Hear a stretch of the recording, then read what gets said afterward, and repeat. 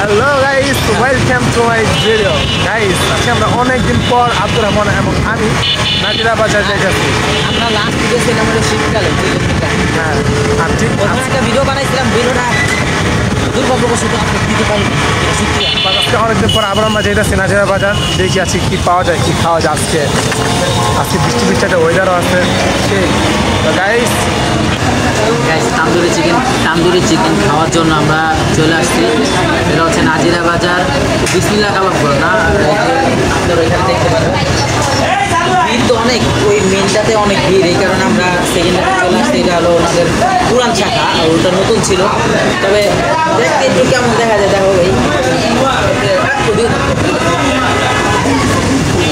এই যে এখানে সিয়াম বসে আছে।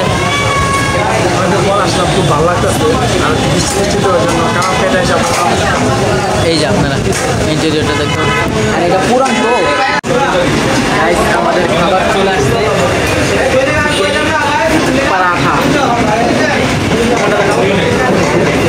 এটি আর কি এখন খাবো। রিভিউ তো দিতে আসি নাই, খাইতে আসি। এটাই আর কি। হ্যাঁ, কেমন দিতে আসি নাই, তারপরও রিভিউ দিতে আসি। অনেক মজা হয়েছে আসলে। সত্যি এর আগে একবার আইছিলাম, এই কারণে দ্বিতীয়বার আইছি। আসলে ওদের কাবাবটা এত মজা লাগে। আমি অন্য জায়গায় কাবাব খাইছি, বেশ লাগে। গাইস, আমি কি বলুন, আমি তো ফার্স্ট টাইম।